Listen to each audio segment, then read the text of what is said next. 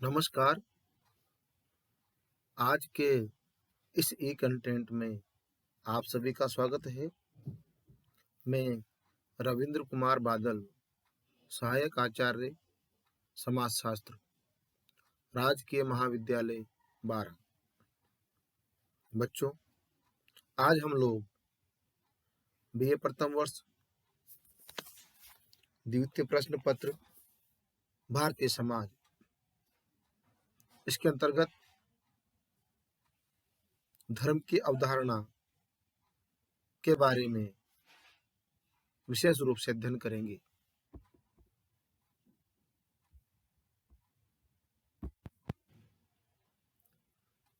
बच्चों, धर्म की अवधारणा के अंतर्गत मानव जीवन में अनेक ऐसी घटनाएं घटती रहती है जिन पर उसका कोई नियंत्रण नहीं होता और अनेक मानवीय प्रयास भी उन्हें नियंत्रित करने में सक्षम नहीं हो पाते।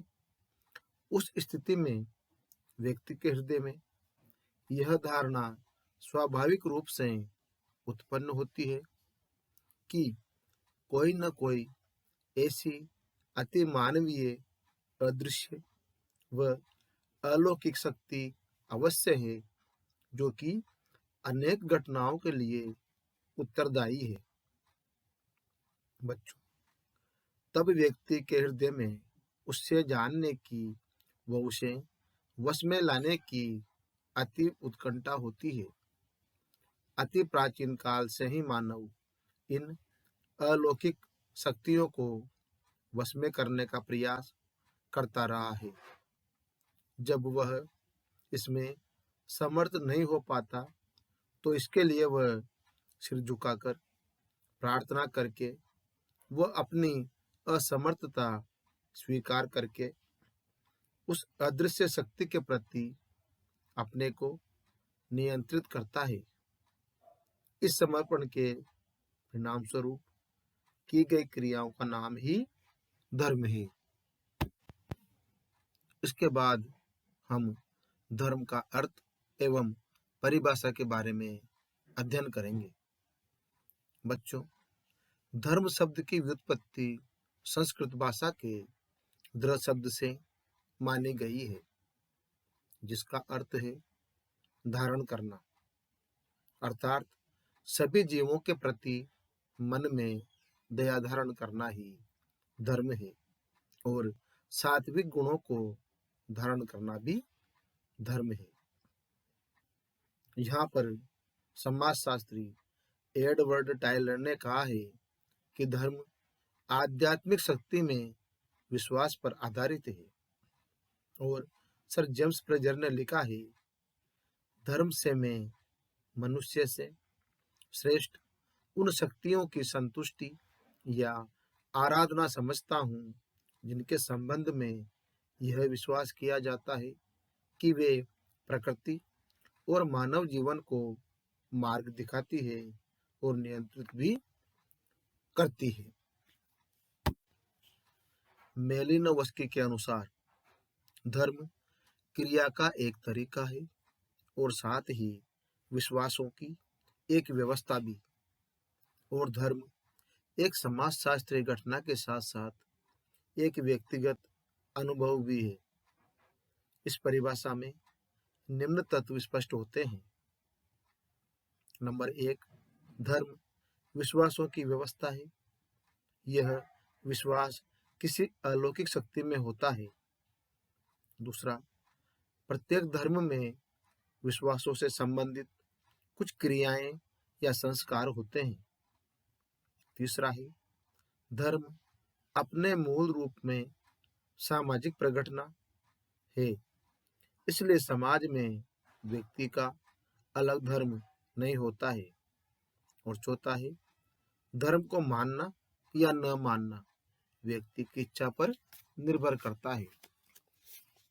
बच्चों, इस प्रकार से उपर्युक्त धर्म की सभी परिभाषाओं के आधार पर यह कहा जा सकता है कि धर्म किसी न किसी प्रकार की अतिमानवीय एवं अलौकिक शक्ति में विश्वास का ही दूसरा नाम है, जिसका आधार विश्वास और श्रद्धा माना जा सकता है और जिसकी अभिव्यक्ति पूजा अथवा आराधना द्वारा होती है। इसके पश्चात अब हम धर्म की विशेषताएं एवं धर्म के कार्य के बारे में बिंदुवार अध्ययन करेंगे। सबसे पहले हम धर्म की विशेषताओं के बारे में अध्ययन करेंगे। बच्चों, धर्म से संबंधित अनेक परिभाषाओं को देखने के उपरांत इसकी निम्नलिखित विशेषताएं स्पष्ट होती है। सबसे पहला बिंदु है अति मानवीय शक्ति में विश्वास। बच्चों, इसके अंतर्गत धर्म से आशय यह है कि कोई न कोई अलौकिक शक्ति अवश्य है जो मानव से श्रेष्ठ है। यही शक्ति प्रकृति तथा मानव जीवन को निर्देशित, नियंत्रित एवं संचालित करती है। यह शक्ति साकार अथवा आकार वाली भी हो सकती है और निराकार भी हो सकती है, लेकिन महत्वपूर्ण बात यह है कि मानव की उस अलौकिक शक्ति में अटूट श्रद्धा एवं आस्था होती है। दूसरा बिंदु है पवित्रता की भावना। धर्म से संबंधित सभी वस्तुओं, प्रतीकों, क्रियाओं व पुस्तकों आदि को पवित्र माना जाता है। इसलिए दुर्कीम ने यह मत दिया थी कि धर्म पवित्रता और अपवित्रता में भेद करता है। धर्म से संबंधित सभी वस्तुओं को पवित्र माना जाता है। तीसरी विशेषता है धार्मिक क्रियाएं। प्रत्येक धर्म में जप, तप, पूजा पाठ, यज्ञ, हवन व कर्म कांड जैसी क्रियाएं पाई जाती है।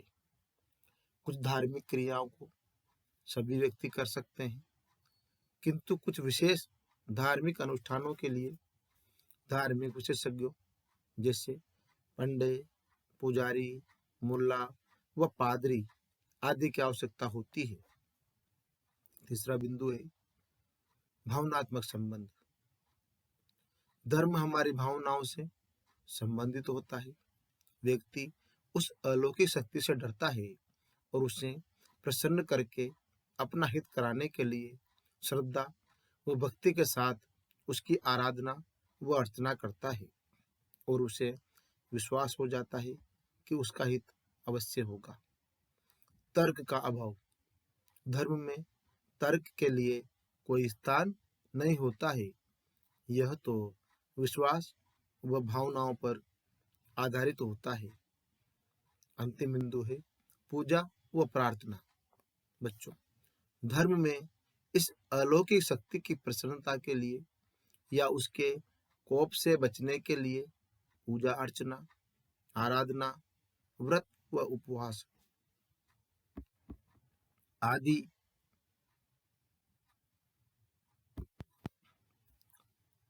अवश्य किए जाते हैं और सभी समाजों में इसके लिए अनेक विधियां प्रचलित है। इसके बाद हम धर्म के कार्यों के बारे में अध्ययन करेंगे। बच्चों, धर्म के प्रमुख कार्य निम्न प्रकार से हैं। का पहला बिंदु है मानसिक तनावों व संघर्षों से मुक्ति। बच्चों, रेडक्लिफ ब्राउन और मेलिनोवस्की ने धर्म के इस मानसिक कार्य का उल्लेख किया है। संघर्ष में स्थिति से पूर्ण होने के लिए व्यक्ति ईश्वर से प्रार्थना करता है, उस अलौकिक शक्ति के सम्मुख नतमस्तक होता है और ईश्वर के सम्मुख अपनी समस्या प्रकट करने पर स्वयं को तनाव रहित अनुभव करता है। इस प्रकार धर्म का कार्य तनावों एवं संघर्षों से मुक्ति दिलाना है। दूसरा बिंदु है सामाजिक मूल्यों व मान्यताओं का संरक्षण। बच्चों, धर्म लोगों में पाप पुण्य व स्वर्ग नरक की कल्पना पैदा करके लोगों के मन में भय पैदा करते हुए सामाजिक नियमों को मानने के लिए प्रोत्साहित करता है, बाध्य करता है और प्रेरित करता है। धर्म यह सिखाता है कि सामाजिक मूल्यों व मान्यताओं को मानने वाले को परलोक और इस लोक में सुख मिलता है, शांति मिलती है, और उन मान्यताओं की अवहेलना करने वालों को इस लोक व परलोक में दंडित करने का भय दिलाता है। तीसरा बिंदु है नैतिकता को बनाए रखने में सहायक। इसके अंतर्गत धार्मिक नियमों में नैतिकता होती है, जैसे झूठ बोलना पाप है, दूसरों को सताना हिंसा है, व सदा सच बोलना चाहिए आदि। नैतिक नियमों में धार्मिक आदर्श छिपे हैं और अनेक बार नैतिक आदर्श व धार्मिक आदर्श समान ही होते हैं। चौथा बिंदु है सामाजिक एकता बनाए रखने में सहायक। यहाँ पर दुर्खिम का मानना है कि धर्म उन लोगों को एकता के सूत्र में बांधता है जो उसमें विश्वास करते हैं। जब कभी धार्मिक दंगे अथवा धार्मिक उत्सव होते हैं तो उस धर्म को मानने वालों में एकता होती है। इस तरह सामाजिक एकता को बनाए रखने में धर्म की अहम भूमिका होती है। समाज में होम, पूजा पाठ आदि भी श्रद्धापूर्वक किए जाते हैं। इनसे सामाजिक जीवन संस्कारित बनता है और समाज में एकता स्थापित होती है। इसके बाद है पांचवा बिंदु विश्व बंधुत्व की भावना में सहायक। बच्चों, प्रत्येक धार्मिक व्यक्ति ईश्वर में विश्वास रखता है। अलौकिक शक्ति की उपासना करने वाले सभी व्यक्ति परस्पर विश्व बंधुत्व की भावना से जुड़े रहते हैं। सबका निर्माणकर्ता एक है। इस प्रकार की भावना विश्व बंधुत्व को बढ़ावा देती है। धर्म ने समय समय पर मनुष्य को अनेक संकटों से रक्षा की है और आज भी धर्म का महत्व कम नहीं है। धर्म ही व्यक्ति को भाईचारे की भावना से समन्वित करता है। छठा बिंदु है सामाजिक नियंत्रण में सहायक। बच्चों, धर्म यह बताता है कि समाज में व्यक्तियों के साथ कैसा व्यवहार करना चाहिए, कैसे संबंध स्थापित करने चाहिए, परिवार के प्रति व्यक्ति के क्या कर्तव्य होने चाहिए आदि। जैसे माता पिता की सेवा करना व्यक्ति का धर्म है, न करने से पाप लगेगा। ऐसे विचार व्यक्ति को संतुलित बनाए रखते हैं।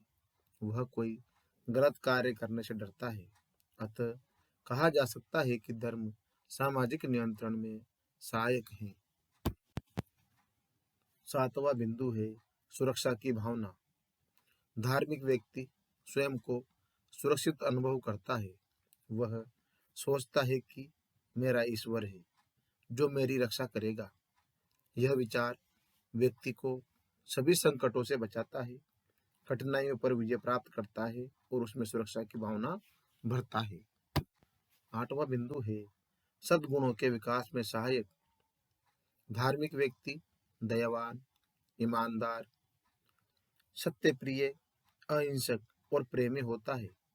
वह कोई भी अन्याय, अपराध अथवा समाज विरोधी कार्य करने से डरता है तथा धार्मिक नियमों की अनुपालना करता है। इस प्रकार धर्म व्यक्ति में सद्गुणों को विकसित करता है। अंतिम बिंदु है पवित्र अपवित्र का भेदक। धर्म का एक महत्वपूर्ण कार्य यह है कि यह पवित्र और अपवित्र में भेद करता है। धर्म में पवित्र कार्यों को करने की स्वीकृति दी जाती है और अपवित्र कार्यों से बचा जाता है।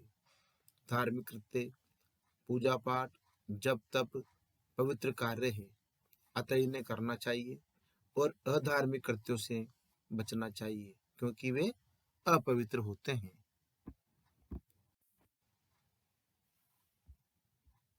इसके बाद अब हम धर्म के दुष्कार्य के बारे में अध्ययन करेंगे। बच्चों, जहाँ कर्म व्यक्ति और समाज के लिए लाभप्रद है, वहीं इसके कुछ दुष्कार्य भी हैं, जो निम्न प्रकार से हैं। पहला बिंदु है रूढ़िवादी प्रकृति। बच्चों, धर्म की प्रकृति रूढ़िवादी है। इस कारण आज भी पुरानी मान्यताएं, विचार, अंधविश्वास और कुसंस्कार इसमें व्याप्त हैं, जिसके कारण नवीन विचारधाराएं व सिद्धांत समाज में नहीं पनप पाते। इस रूप में यह सामाजिक प्रगति में बाधक है। नवीन परिस्थितियों से अनुकूलन करने की क्षमता इसमें नहीं है। दूसरा दुष्कार्य है भाग्यवादिता को प्रश्रय। धर्म में प्रत्येक घटना का संबंध अलौकिक शक्ति से संबंधित बताया जाता है। इससे व्यक्ति हानि लाभ सभी को भाग्य के अधीन मान लेता है और अपनी प्रगति के लिए प्रयासरत नहीं हो पाता। इस रूप में यह समाज की प्रगति में बहुत बड़ी बाधा है। इसलिए कार्ल मार्क्स ने कहा है कि धर्म समाज के लिए अफीम का कार्य करता है। तीसरा दुष्कार्य है सामाजिक कुप्रथाओं में वृद्धि। बच्चों, धर्म में मोक्ष, परलोक के बारे में अधिक विचार होता है। इस कारण यह बाह्य आडंबरों और कर्मकांडों की वृद्धि करता है। धर्म के वाहक पुजारी, पंडितों आदि ने इसे और संरक्षण दिया है। परिणाम स्वरूप बाल विवाह को प्रोत्साहन, विधवा पुनर्विवाह पर नियंत्रण, दहेज प्रथा जैसी कुप्रथाएं समाज में व्याप्त हो गई, जिन्हें सरकार द्वारा कानून बनाए जाने पर भी नियंत्रित करना दुष्कर कार्य हो गया है। चौथा दुष्कार्य है सामाजिक एकता में बाधक। एक धर्म के अनुयायी स्वयं को दूसरे धर्म के अनुयायियों से श्रेष्ठ मानते हैं, जिसके परिणाम स्वरूप समय समय पर सांप्रदायिक दंगे होते रहते हैं, जिससे सामाजिक एकता विखंडित होती है। लोगों में परस्पर तनाव, संघर्ष, वैमनस्य और भेदभाव बढ़ जाता है। धर्म के नाम पर छुआछूत व ऊंच नीच को बढ़ावा मिलता है। यह उसका अति हानिकारक स्वरूप है। अंतिम बिंदु है दुष्कार्य का विज्ञान विरोधी। बच्चों, देश की अधिकांश जनता निरक्षर है। आज विज्ञान ने अनेक नवीन आविष्कार करके पुरानी मान्यताओं को झुठला दिया है, किंतु धर्म के प्रभाव के कारण आज भी अशिक्षित जनता पुरानी विचारधाराओं को ही मानकर नवीन आविष्कारों का तार्किक दृष्टि से विचार नहीं कर पाते हैं। इस प्रकार से बच्चों, अगर हम निष्कर्ष रूप में देखें तो वर्तमान में परिस्थितियां बदल रही है। लोगों की धार्मिक संकीर्णता कम हो रही है। औद्योगिकरण, पश्चिमीकरण के प्रभाव ने व्यक्ति को प्रगतिवादी बनाया है। पंडित पुजारियों का वर्चस्व कम हुआ है और सामाजिक कुरीतियों में भी कमी आई है, किंतु अभी भी लोगों में तार्किक दृष्टिकोण विकसित होना आवश्यक है। इस प्रकार से बच्चों, आज हमने धर्म की अवधारणा, धर्म का अर्थ एवं परिभाषा और धर्म की विशेषताएं एवं धर्म के कार्य तथा धर्म के दुष्कार्य के बारे में बिंदुवार विस्तार से अध्ययन किया। सभी को एक बार पुनः धन्यवाद।